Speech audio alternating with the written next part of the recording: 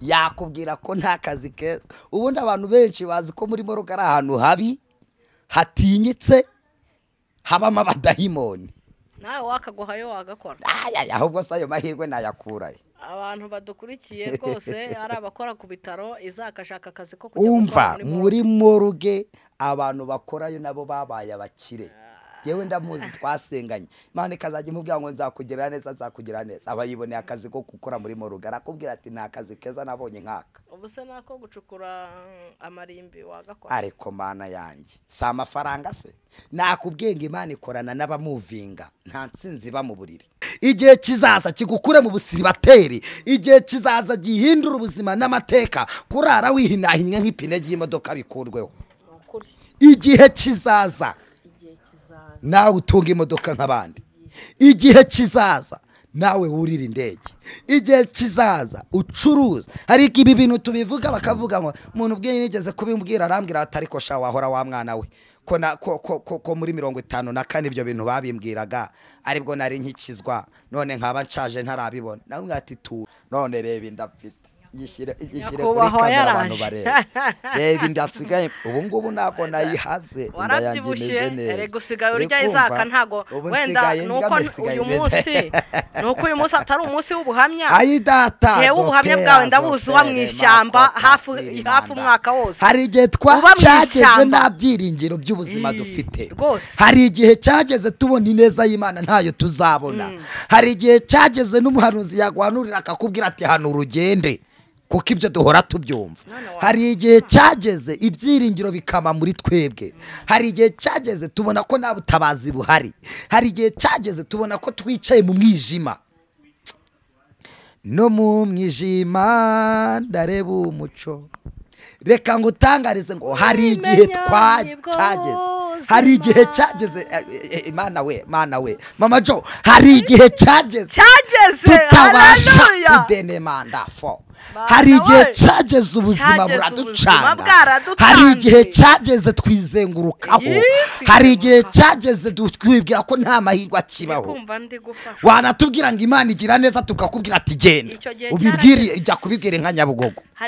Hari igihe cageze Imana ikakubwira ngo uzambara umuntu yakubwira ngo uzambara aho ati nk'ubwo ko Imana ikoresha abantu kukidaheraho ngaho ngo unyambike.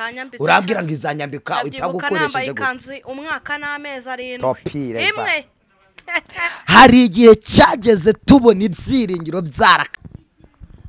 Turabasuhuje mwe mudahwema gukurikira ibiganiro byacu uko bwishe nuko bukeye. Amahoro ya Yesu abane namwe. Wowe wakoze subscribe rwose muze mutera udutebe kandi nzi neza yuko umutumirwa noneho uje rwose agiye kubabwira ibintu byiza nkuko nabe bibasezeranyije yuko nzajya mbazanira abatumirwa bari mu mwuka w'Imana.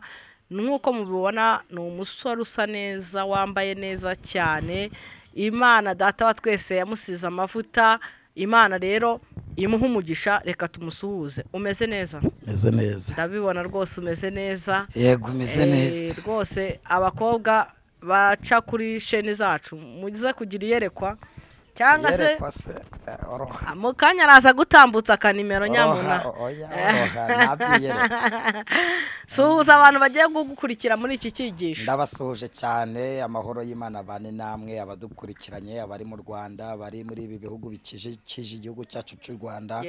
Muri Kenya, Tanzania, Burundi, Kongo iyo ngiyo ndetse n'abari ku migabane igiye itandukanye hirya no hino. Ndaramutsa abacuti banjye abari muri Amerika, abari muri Canada, bose amahoro ya Nyagasana bagereho. Amahoro y'Imana abagereho. Nje uri inyuma ya kamera ni yamfashije Claudina umukunzi wanyu. Rwose nkomeje gusuza n'ingabo z'igihugu zijya zikurikira ibyigisho byacu. Ndabakunda cyane. Amahoro ya Yesu abane namwe. Reka rero twakire umutumirwa tudatinze twinjira mu isengesho atugezaho n'iki Imana yamutumye ku mutima. Mana data wa twese uri mwiza ubereye Pelaza foni maosa turasenza cyane mw'iki gitondo twemerere Kristo kubw'umugaragu wawe agiye kuvuga Mana avuga avugishijwe nawe dusengeye yewe ntago dusengeye ijambo kuko ijambo ryabanze kubaho Uwiteka mwami Mana turakwinginze umukoreremo kandi umukoresha iby'ubutwari mu izina rya Yesu Kristo mumanureho Mana imbaraga zawe n'amavuta yawe ukuboko kwawe kwiza Mana kumuramburire iriya mikoro agiye kuvugiramo ibe mikoro yawe icyubaro kibi cyane mu izina rya Yesu Kristo amen amen. Nawe urisenga da ko nawe urisenga mubye ko nawe urisenga Imana ishimwe kandi Imana ihimbazwe yego. Turashimira Imana ko Imana ari inyembaraga kandi turashimira Imana ko Imana ari inyamaboko turashimira Imana ko ari Imana igira neza bugaca bukira. Ijambo ry'Imana muri Yesaya ibice 45 riravuze ngo ibi ni byo Uwiteka abwira Kuro uwo yimikishije amavuta ati niwe mfashe ukuboko kw'iburyo hamuneshereza amahanga ari imbere ye kandi nzakenyuruza abami kugira ngo mukingurire inzugi kandi n'amarembo ntazugarirwa nzakujya imbere ahataringaniye maringanize nzamenagura inzugi z'imiringa n'ibihindizo by'ibyuma nzabicamo kabiri nzaguha ubutunzi buri mu mwijima n'ibintu bihishwe ahantu hiherereye kugira ngo bamenye ko ari njye Uwiteka uguhamagara mu izina ryawe ari njye Mana ya Isiraheli. Twakire neza ijambo ry'Imana. Amen. Ubwira n'abantu amazina badukurikiye. Imana yacu ishimwe. Yego. Nongere nivuge amazina yanjye nitwa Mfashwa nayo Isaac. Ndacyari ingaragu itigaragura mu byaha. Ndacyari inkamata ikamatiye ubugingo abapagane bakamatiye ikimwaro.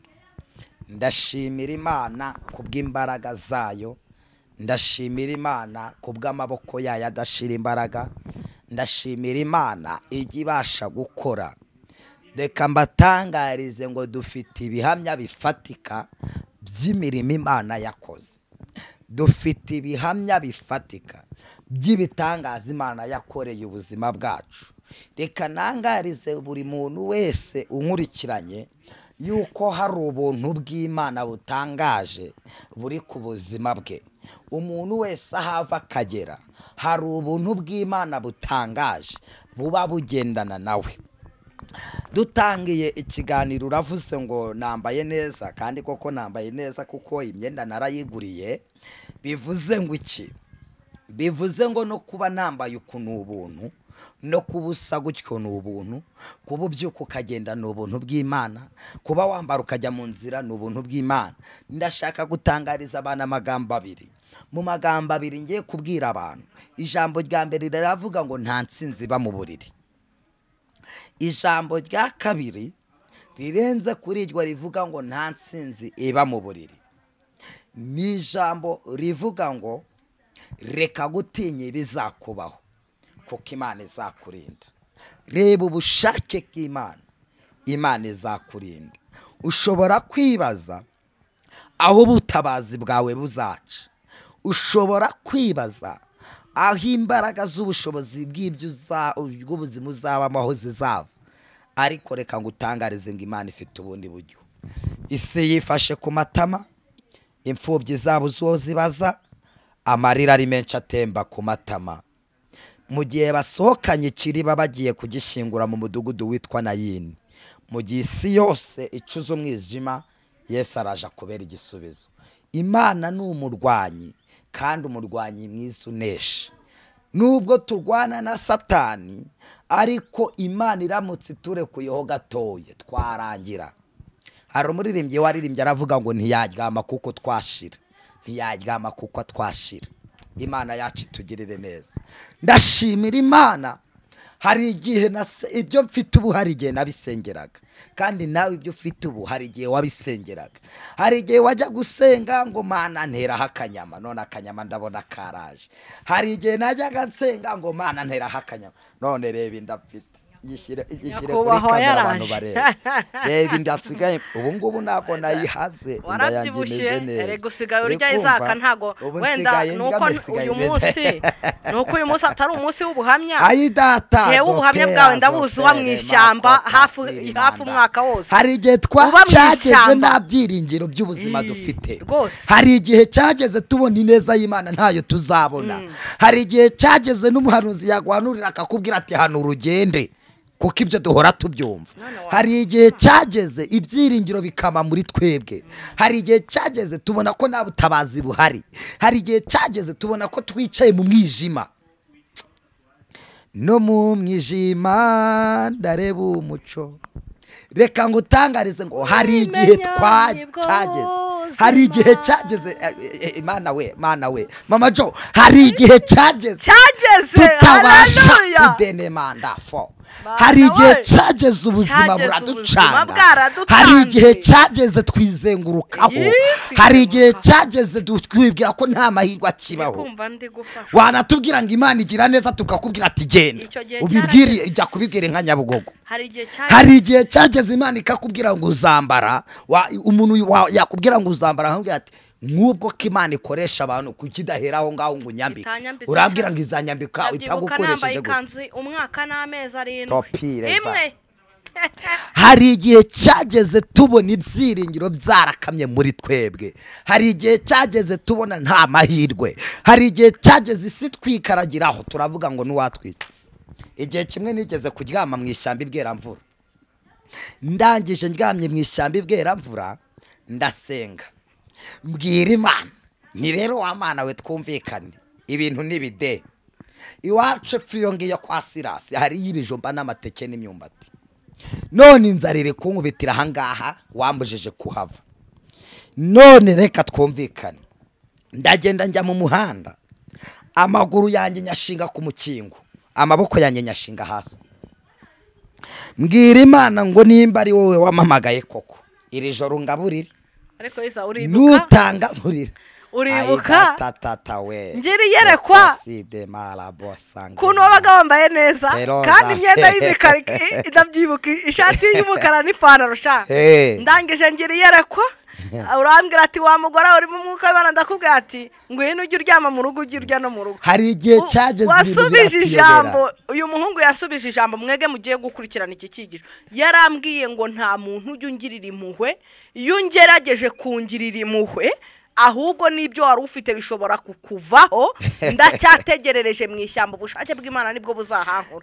Ariko dushimiye Kristo wagukuye mu ishyamba. Ngewe Imana yanjyanye kuba mu ishyamba, waza n'ibintu by'impuhwe wanangaburira bugaca ubukene bugutera.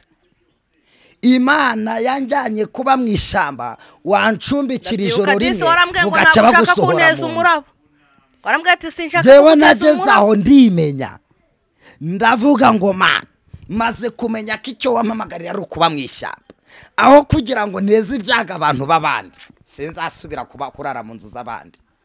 Umuntu akaza tugasenga akambwira ati sindi bugusige hano, agahita ajya kuncumbikira. Yamara kuncumbikira ndabyibuka igihe kimwe hari umugitifu wigeze kwiha kuncumbikira, bucya bamwirukana ku kazi. Ajya gusenga agiye gusenga baramubwira nterega uriya mwana uri gufasha ntago ari mu gihe cyo gufashwa. Igihe cyo gufashwa si kiriye. Ngera aho ndimenya ndavuga ngo sinzongera guteza abantu imiraba. Igihe nari ngezemo cyago cyanyimiriraga kurara mu nzu. Ukwezi kwa mbere ndagukubita, ukwezi kwa kabiri ndagukubita mu ishyamba, ukwezi kwa gatatu ndagukubita.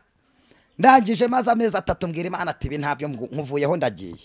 Ndikwayagura ntindagiye. Icyo gihe Imana irambwira ngo kubera ukuntu wansuzuguye nkukuyemo ipantaro ugiye kwiga wambaye ingutiya. Ya pantaro imwe nigiriraga nayo itagifurwa, sumbaza umuntu wayinciriyeho. umugore w'umunyamuha arambwira nti rero mwana wanjye nta kindi nagukorera kankukuburire ku ijipo yanjye aba ari uba wambaye mba nambaye ijipo ukwezi kwa 4 kwikubitamo ndi mu ijipo ukwa 5 kwikubitamo ndi mu ijipo ukwa 6 kwikubitamo ndi mu ijipo igihe washizwemo n'Imana nubwo igiti cyanyeganyega gikaririmba indirimbo zimwe za Israel imbonye Imana itararambura ukuboko kwayo ngo gutabare nta kintu wabona nukuri ariko ndashimira Imana yabikoze nukuri ndashimira Imana ubu ngubu ndashimira Imana kibw'ibyo yakoze aho yarabikoze rwose inda yaraje yarabikoze pe neza yarabikoze Imana nta kitagize Imana nta kitakoze Hallelujah. wowe uri mu kigeragezo wowe uri wumva ibyiringiro byatakaye wowe wumva ntacyo gukomeza ufite wowe wumva byacanze wowe wumva isiri kwikaragiraho reka ngutangarize ngo uri mu gihe hangana wihanganira igihe ni cyiza kizabisobanura igihe ni cyiza kizabisobanura igihe kizaza kigukure mu bukode igihe kizaza kigukure mu bukobwa igihe kizaza kigukure mu busiribateri igihe kizaza gihindura ubuzima n'amateka kurara wihinahinnye nk'ipine ry'imodoka bikurweho igihe kizaza nawe utunga imodoka nk'abandi igihe kizaza nawe wurira indege igihe kizaza ucuruza ariko ibi bintu tubivuga bakavuga ngo umuntu ubwe nigeze kubimbwira arambwira atari ko sha wahora wa mwana we ko muri 54 ibyo bintu babimbwiraga aribwo nari nkikizwa none nkaba nshaje ntarabibona nawe ati tuza igihe kizaza kibisobanura ibintu byose biharira igihe n'Imana igihe n'Imana nibyo byonyine Imana ibasha gutegeka igihe icyo gihe kikaza kikakuzanira ibisubizo kabiri kora muvuma nta nsinzi ba mu buriri kora muvuma Imana yabwiye kururo iramubwira ngo kuru nzakugenda imbere hari ubwo yavuze ngo nzakuryama imbere ahataringaniye nzaharinganiza yaratubwiye ngo nzagendera muri mwebwe hari ubwo yavuze ngo izadusutama impande hari ubwo yavuze ngo izatwicara impande hari ubwo yavuze ngo izaturyama impande yaravuze ngo izagendera muri twebwe yaravuze ngo kandi izanatujya imbere n'ahataringaniye haringaniza Imana ifite imbaraga zo kuguha ibyo umutima wawe ushaka ndagusengeye muri uyu mwanya usenge mu magambo ubonereze iritaye ibyo wasengeye usenge mu magambo iyo dusenga tuba dusenga mu magambo dukoresha akanwa kacu ndeka ngwishurire ko hari ubutware buri muri wowe unkurikiranye utarahishurirwa ko bufite icambere kwa Yesu dufite ubutware dufite ubushobozi iyo twizeye amagambo ye uko yayatubwiye twahawe ubutware bwo gukandagira inzoka na skorpiyo ubwo butware buri mu muntu wese wemereye Imana wizera Imana bivuze ngo ugeze mu gihe cyo kwihanganira wowe ubwawe bitabaye ngombwa ngo witabaza abandi ukavuga ngo ngewe ngiye kwihanganira hangana n'udahangana uzaba igisubizo cy'uwahanganye reka ntangarize umuntu wese unkurikiye one day uzabyuka wabaye igisubizo cy'abandi hari igihe kimwe Imana izantera iteka mite ngenda nshinga ikibutike hariya mu mujyi hariya impande ya sehashika nkubitemo serekeye zuzuye intuzi ikibutike kinini cy'igiserekeye inindangiza nje gusenga ikanyarira maremo iminsi 3 mbwira Imana ngo mpereza abakiriya nurangara Imana kunzanira uhinduka igisubizo cyanjye twebwe tubereye abandi ubu ugiye gucuruza amaserikeri pepe uzi ukuntu yunguka ejo bundi umumama naramusengeye ndamusengera ejo bundi twarasenze ahantu muri groupe turasenga Imana iratubwira ati bana banje buri wese nasaba ikintu ashaka ndahita nkimuha uhitse usaba ikibatike umumama ahita avuga ati Imana urabizi Clementina na Claudine bagiye kujya ku ishuri ndasabwa minerivare y'ibihumbi 670 n'ibiceri 200 nta muntu nayaguza nga yame nta nahandi nayakura ariko wamaye business mfite serekeye naranguye ushobora kumuza n'umusamariya mwiza akagura serekeye imwe igakemura ibibazo mfite Imana ntiyarivuze se buri wese asaba ibyo ashaka twarapfukamye umumama yamaze gupfukama telefone irasona arasohoka ajya hanze arayitaba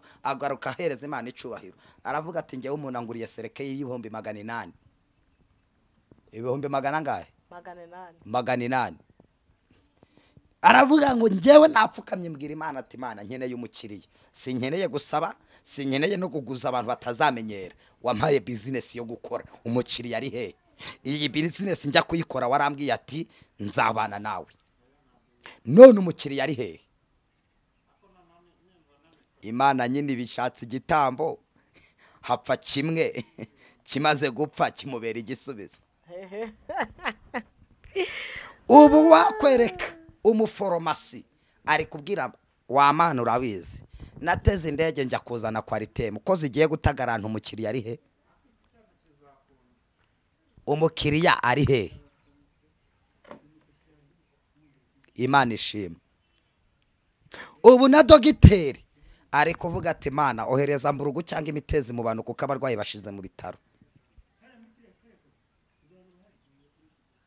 none aba bantu bose bahuriye mu rusengero rw'Imana wakora iki Imana ikintu ikora ireba uruntu rwasinziriye igahita rukubita ibicurane rugakatira muri foromasi umuforomasi wasenze akabaratabawe akareba wahunyije ikamupa igakindura ukava mu nzira wamara kuva mu nzira ewana umucuruzi wa serekeye warayasenze Imana neza waraye kwivi akabaratabawe akibonera minervari n'ibirayi buri yugize amahirwe yo kuganira n'umuntu ukora muri morogi yakubwira ko nta kazi keza kabaho nkako nimba ari nzagendera muri wowe ntago yavuze ngo izakugiramo impande haguruka ukore rero ubu dufite abantu bagiye barabebera barenze ukuguru kurundi gukunda inzara barasiga baratonyora ngo bategereje kwineza y'Imana izaza Imana irashaka ngo uhaguruke uhangane nudahangana uzaba igisubizo cy'uwahanganye amen iyo niyo message nari nabazaniye hangana nudahangana uzaba igisubizo cy'uwahanganye one day uzazinduka mama wawe cyangwa nyogokuru cyangwa n'abazaba basigaye bazindukire mu gacinjira aho babariza wakwizera te umuganga ubaga imitima afite umudamu ucuruza serekeye wamwizera ute ni ikibazo mu kindi ni ikibazo ubusera mbaye nkorera hariya Kacyiru hakaba hari umuntu wapatanye kuzajya hagemura serekeye awo muntu akaba ari nk'umugore wanjye ukaza ngo nkubaga umutima wanyizera ute nifitiye ikibazo cya minervari wanyizera ute uretse Imana yavuga ati uyu muntu igihe cye cyo kugenda aziki ngiki igakinga akaboko